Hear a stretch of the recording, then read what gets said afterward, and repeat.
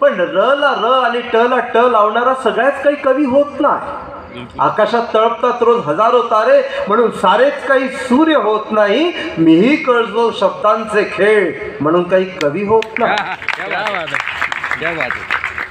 आणि मी तसा कवी नाही. या कवी संमेलनाचा अध्यक्ष तसा कवी असावा लागतो. पण कवीवरची समीक्षा केल्यामुळे काव्य समीक्षकाला इथे अध्यक्ष म्हणून बसवलं, तेव्हा बाबाजींचे आभार मानतो, भारतभूषण शास्त्री यांचे आभार मानतो.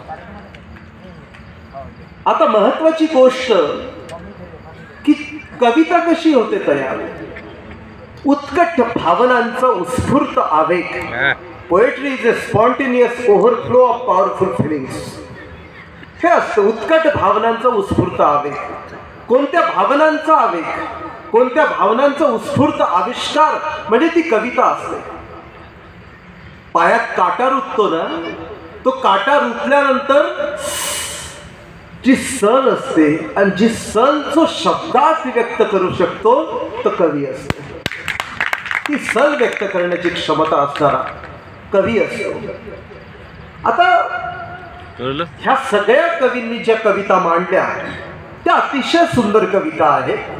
पण त्या कविता सगळ्या ऐकल्यानंतर पाहिल्यानंतर एकूणच 12व्या शतकापासून तर आतापर्यंतच्या शतकातलं जे आपल्या देशातलं सामाजिक सांस्कृतिक पर्यावरण आहे, खरं बोलणारे अध्यक्ष, ज्या पर्यावरणानं आपलं मन अस्वस्थ झालेलं आहे, त्या अस्वस्थ मनांना ज्या वेदना झाल्या त्या वेदनांना मुकर करण्याचं काम या कवींनी केलेलं आहे. ह्या कवींच्या सगळ्यांच्या श्रद्धा आहे त्या देवाच्या चरणी आहे. आणि हे कवी तन्मय झालेले आहे. म्हणजे रांगोळी रेखताना पाहून तन्मय होणारी मुलगी मकार काढते आणि त्याच्यातून आपलं सौंदर्य शिल्प उभं करते. तिच्या प्रतिभेला सलाम असला पाहिजे. मिलनताई तर जबरदस्त कवयित्री होत्या. त्यांनी लढता आलं पाहिजे ही कविता सादर केली.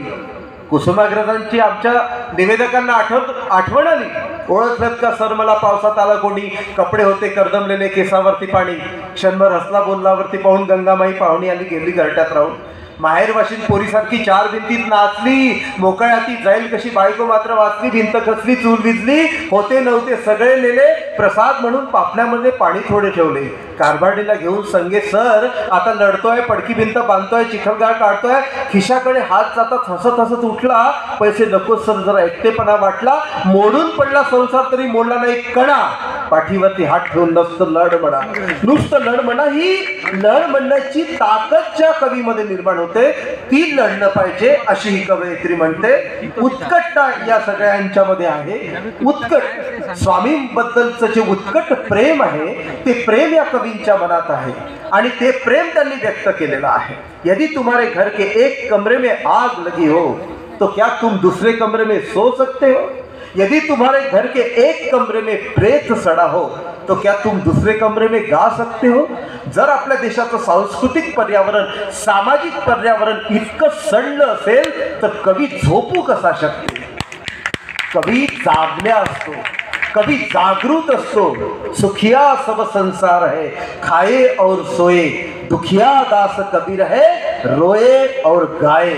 जो रडत असतो आणि गात असतो तो कवी असतो. अतिशय संवेदनशील कवी असतो.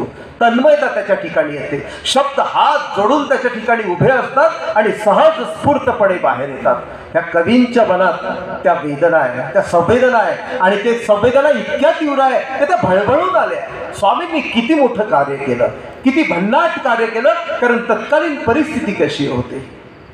यदि तुम्हारे घर के एक कमरे में, ती परिस्थिती तशी होती. भयंकर जातीभेद, कर्मकांड, स्त्रियांची अवहेलना, सामाजिक संकेताच्या दाव्यानं बांधलेल्या जखडलेल्या जनावरांसारखी स्त्रियांची अवस्था, पुन्हा धाड पडली तेव्हाची अवस्था. ह्या सगळ्या अवस्थेत अस्वस्थ असणारं तेव्हाचं स्त्रीमन आताची ही कवयित्री साकार करते. ते मन ती जाणते आणि ते मन आता प्रकट करते. स्वामींविषयीच्या उत्कट भावना तिच्या मनात गदगदून येतात, उत्कटपणे प्रकट होतात. हे स्वामींविषयीचं उत्कट प्रेम आहे आणि हा पंथ प्रतिती पंथ आहे. आणि प्रतीती पंथ असल्यामुळे अनुभूतीतून बोलणं. अनुभव तर सगळ्यांनाच येतात, प्रत्येक व्यक्तीला अनुभव येतात. कंडक्टरला तर सर्वात जास्त अनुभव येतो. तो या गावून त्या गावावर अनेक लोकांना वाचत असतो. आयुष्यामध्ये आपल्याला अनेक अनुभव येत असतात, पण अनुभव आणि अनुभूतीमध्ये फरक आहे. जी अनुभूती ज्याला येते ती अनुभूती आल्याशिवाय जी रक्ताच्या नसानसामधून सळसळते, ती परिपूर्ण तुमच्या जीवनाचा, तुमच्या मनाचा परीघ व्यापून टाकते. ती अनुभूती उत्कटपणे जेव्हा प्रकट होते ती कविता असते. आणि त्या उत्कटपणानं व्यक्त होणाऱ्या कवयित्रींनी, कवींनी अतिशय उत्तम कविता सादर केल्या आहेत. त्या कविता सादर होताना मला नेहमीच आठवलं की त्यांनी समाज अवस्था मांडली. आणि स्वामीचे पटापट तुम्हा परस्परे परमप्रीत होवावी किंवा मनुष्य मात्र होऊनी असावे. माणसांनी माणसासारखं झालं पाहिजे, जीव ओवाळून प्रेम करावा असा शब्द इथे माणूस आहे. ज्याच्या भोवती जीवानं रुंजी घालावं असं सौंदर्य इथे माणूसच आहे. आणि ज्याच्यासाठी प्रज्ञेनं उड्डाण घ्यावं असं सत्यही इथे माणूसच आहे. म्हणून शब्दांची पूजा करत नाही, मी माणसांसाठी आरती गातो. ज्यांच्या गावात सूर्य नाही त्यांच्या हातात उजेड देतो.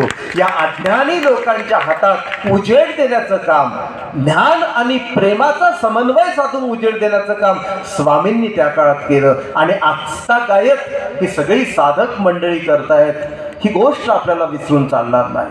ती आपल्या मनाचा कोपरा जो अंधकारमय असेल तो अंधाराचा कोपरा समूळ अंधार नष्ट करून तिथे प्रकाशाची प्रतिष्ठापना करतो. ही क्षमता स्वामींच्या तत्वज्ञानात आहे. बाई पुरुष होऊन असावे ही गोष्ट सांगताना, किंवा तुमचा तो जीव आणि यांचा तो काय जीवलिया, ह्या गोष्टी सांगताना स्वामी काय सांगत होते. आणि पहिल्यांदा स्त्रियांना स्वातंत्र्य, पहिल्यांदा स्त्री आणि शूद्रांना सगळ्यांना मोक्षाचा अधिकार, ही गोष्ट प्रचंड क्रांतिकारक आहे. ही क्रांतिकारक आहे. एका बाजूला परिपूर्ण ब्रह्मवृंद आहे, पंडित आहे, तत्कालीन वर्ण व्यवस्था आहे, तत्कालीन साम्राज्य ज्ञानसत्ता असणारे सगळे विद्वान लोक आहेत आणि धर्मसत्तेचे आणि सगळ्या सत्तेचे ठेकेदार आहेत. आणि त्या अवस्थेमध्ये इकडे मोघलांचं आक्रमण आहे. त्या अवस्थेमध्ये स्वामी कार्य करतायत. पुरोगामी चळवळींच्याबद्दल अनेकदा बोलल्या जातं. पुरोगामी चळवळीने काय केलं आणि स्वामींनी काय केलं किंवा संतांनी काय केलं.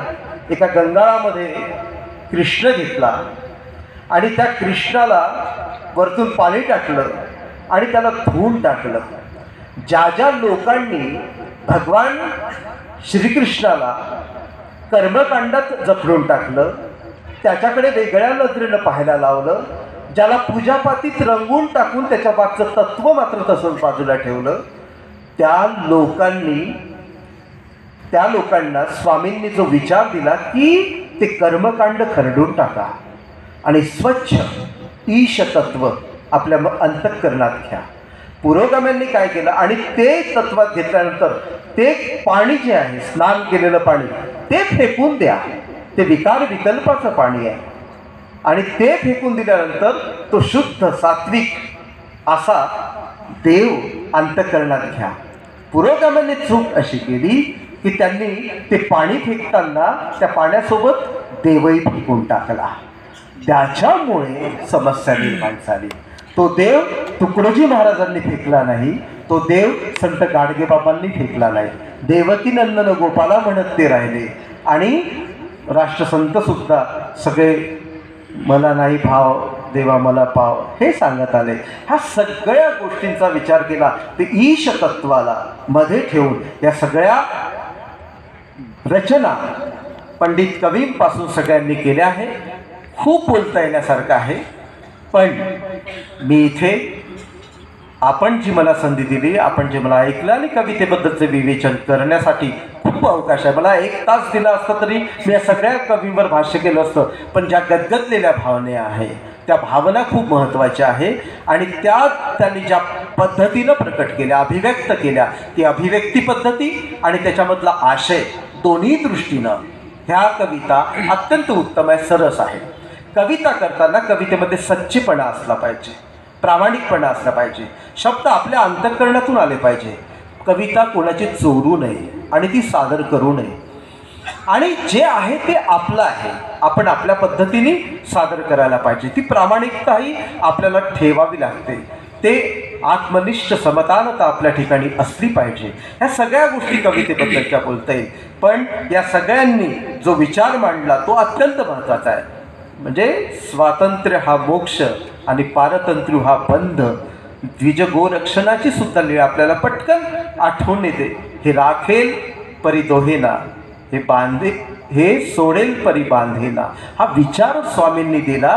तो विचार आम्ही सगळ्यांनी अंतःकरणात बिंबवला आणि या महाराष्ट्राला, या देशाला समतेचं, बंधुभावाचं, सार्वजनिक न्यायाचं, सर्व कल्याणकारक असं विचाराचं संचित स्वामींच्या विचाराच्या माध्यमातून आपण स्वतः घेत इतरांपर्यंत पोहोचवण्याचा संकल्प विडा उचललेला आहे. त्याबद्दल सर्व कवींचं मी अभिनंदन करतो आणि इथे आयोजकांनी संधी दिल्या त्याबद्दल सर्वांचे मनपूर्वक आभार मानतो.